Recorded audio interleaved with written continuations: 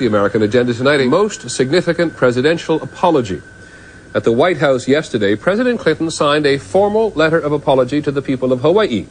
He was apologizing on behalf of the U.S. government for the government's involvement 100 years ago in removing the independent Hawaiian monarchy by force. And on the agenda tonight, Hawaiian identity. Native Hawaiians who say, "Give us back our country." In the 19th century, the term Hawaiian was an indicator of citizenship or membership to the Hawaiian Kingdom, which throughout the 19th century was an independent country, independent state. As a sign of recognition of Hawaii's independence, several members of the Hawaiian royal family travel all over the world on official visits. They were welcomed by kingdoms and republics as the true representatives of a sovereign kingdom. In the meantime, Western immigrants continued to arrive in Hawaii.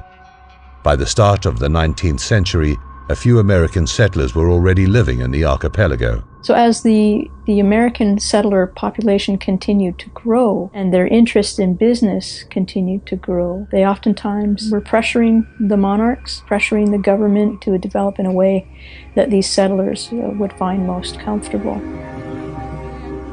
A group of settlers, mainly American, formed an organization of landowners. They controlled the production of sugarcane. Their economic power ensured that their influence in the affairs of the kingdom increased.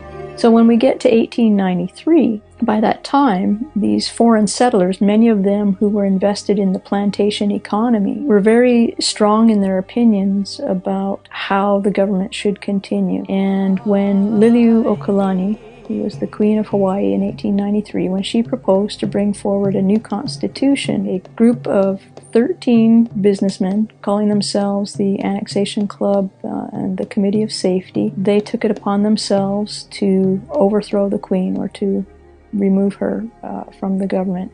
And they did this in conjunction, or with the approval, it would seem, of the U.S. minister to the Hawaiian Kingdom, Minister Stevens. And so he was totally misrepresenting his position by essentially conspiring with this group to take over the Queen's government. In the Constitution, Queen Liliuokalani only gave the right to vote to those citizens who were considered natives of Hawaii. The settlers feared that they may lose their political and economic power. On the 17th of January 1893, U.S. troops landed in Hawaii, arguing that they were there to protect the rights of the settlers. Queen Liliuokalani was arrested and taken to the royal palace of Lolani. She was forced to abdicate because of the military superiority of the invaders. The conspirators took advantage of the end of the monarchy to take control of the archipelago. They created the so-called Republic of Hawaii. However, the inhabitants of the islands did not accept such imposition and took action. This is when the people of Hawaii gather together in a couple of huis, or groups, that protest against annexations, with a petition asking that the United States recognize that the people of Hawaii who have signed this petition do not want to be a part of the United States, do not wish to be annexed. And we believe that some 38,000 people in total signed these petitions out of a Native Hawaiian population that was close to 40,000. The petition did not succeed. On the 12th of August 1898, in a ceremony that took place in front of the Lolani Palace, the old residence of the Hawaiian monarchs, the flag of the kingdom was taken down, and the American flag was raised. The annexation of Hawaii brought a process of Americanization in the local society.